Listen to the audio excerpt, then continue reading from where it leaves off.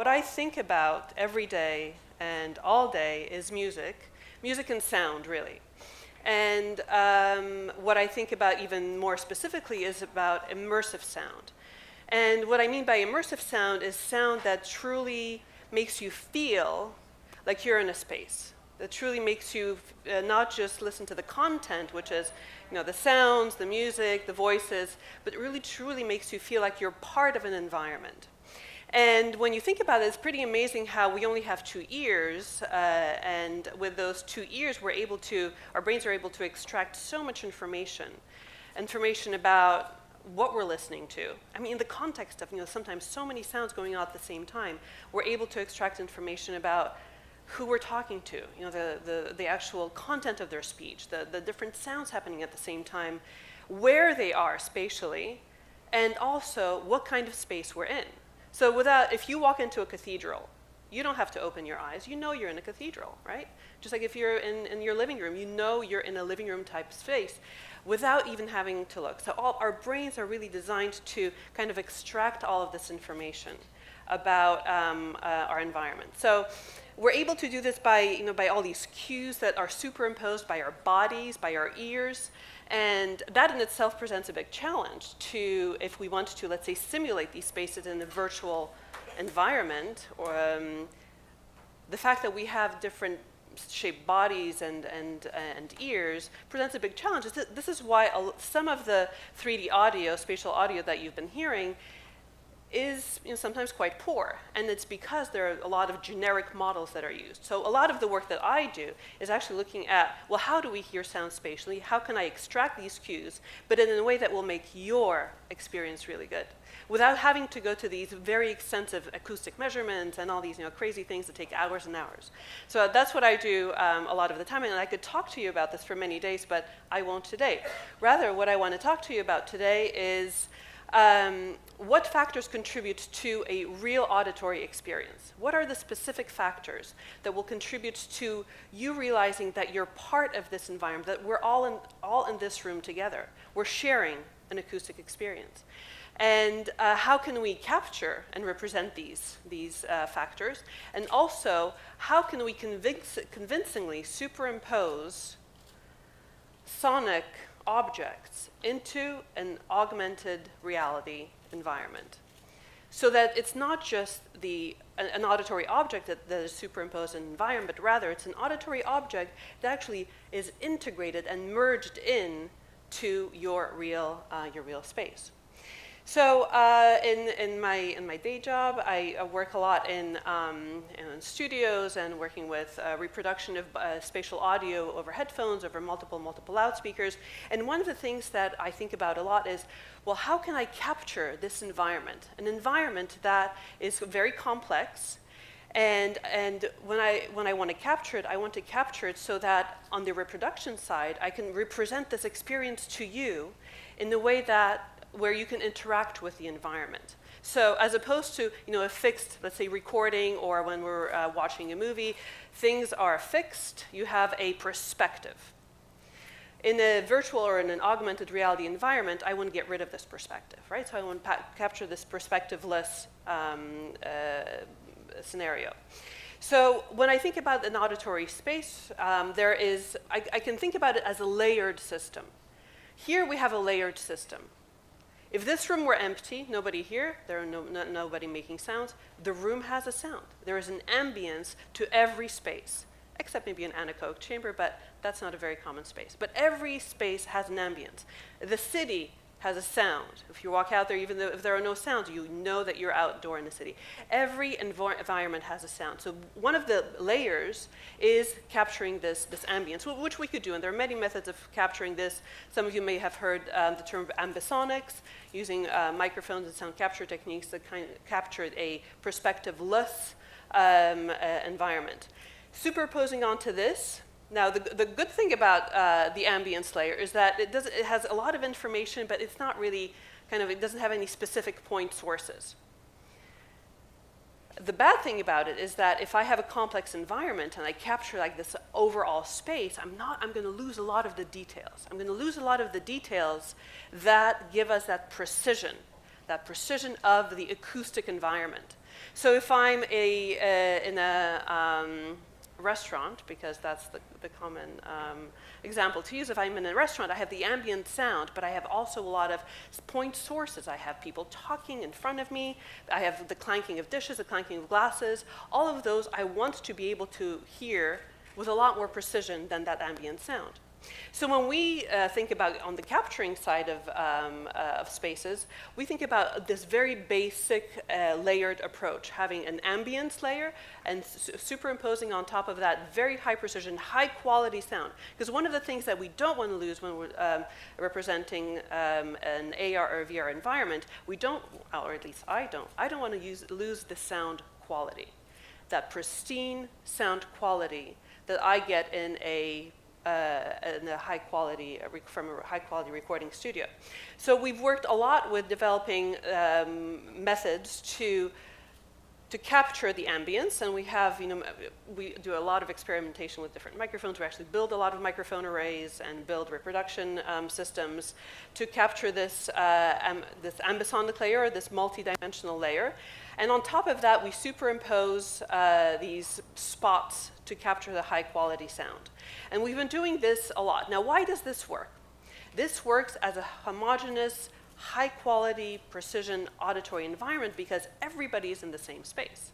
Everybody shares the same acoustic signature and the same acoustic fingerprint of that auditory space. So here's another example. We've been doing a lot of recording sessions. We have a number of musicians in the studio who are sharing this space, and we are capturing that ambient sound, and on top of that, we're capturing that high precision, high quality sound, which leads to a very, very nice acoustic experience, one that, again, captures the experience from a perspective-less way. And I'm just going to go to a...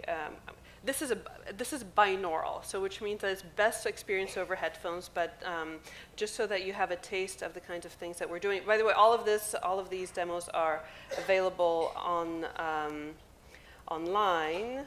And so here we work a lot with Unity. This one we use the Facebook plugin. Let me see, I'm just going to put this on. All right. So I'm going to play you a clip of a trio, percussion trio. And I'm going to move it around so you can see, and you can hear the spaciousness of the recording studio, and also of all the instruments that are playing. Do I have any audio?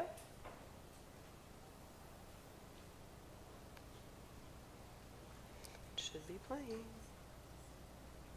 Is this? It's all the way up. This the other one? Yes, that's one. Sorry. All right, let's try this again.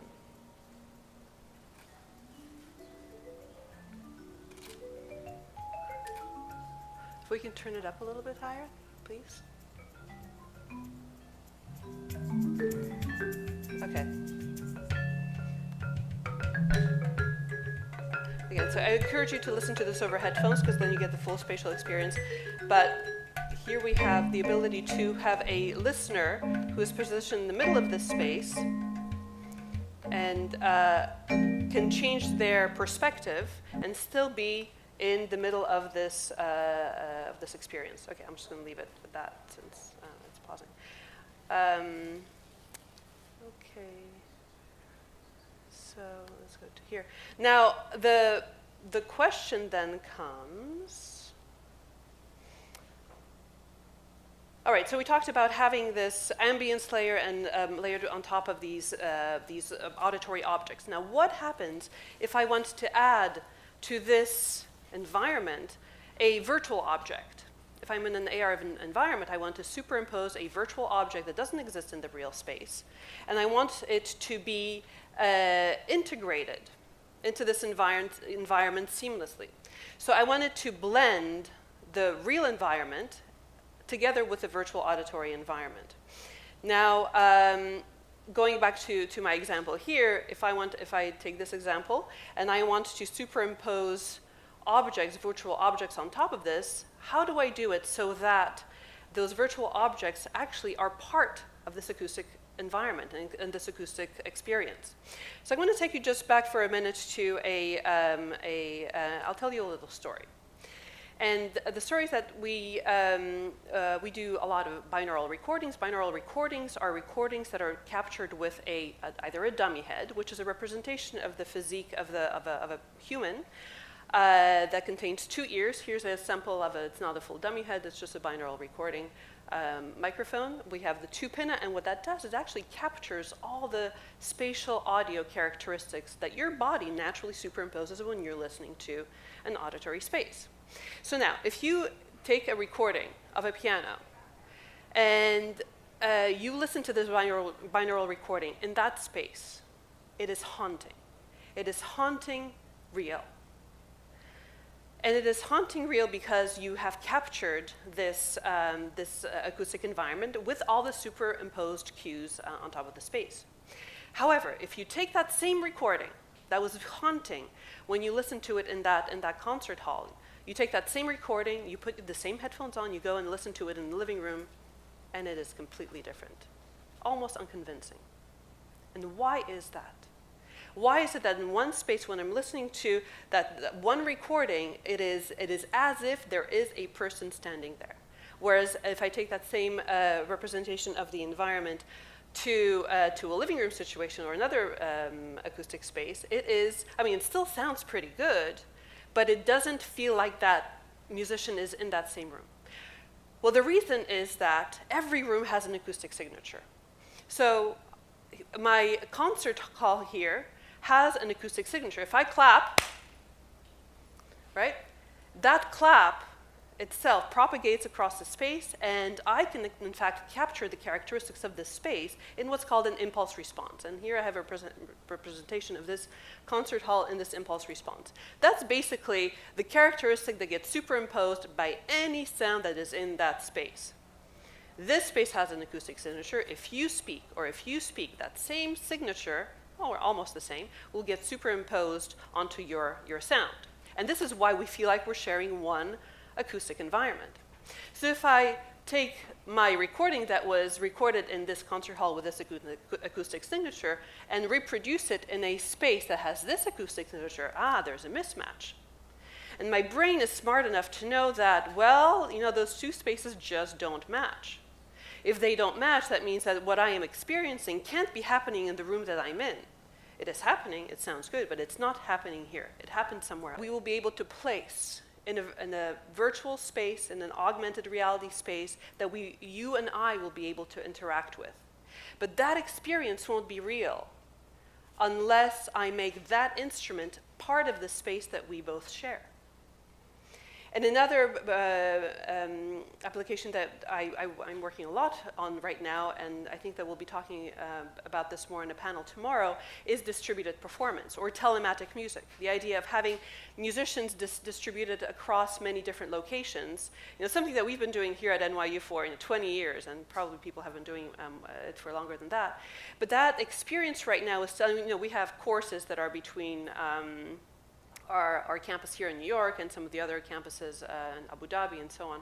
And that's what we do. Musicians play together. The ensemble, half of the ensemble is in one place, the other half is here, and we do this, and it's okay. But it still feels like they're there, we're here. We're playing at the same time. If everything is good, but it doesn't feel like you're sharing an environment. And I believe that in the next few years, we're going to get to the point that technology is here. I believe that we will get to the point where we will be able to place musicians in different parts of the world or in different parts of the city and bring them together into a shared environment, into an environment that will feel as real as jamming in a studio or a living room. Thank you.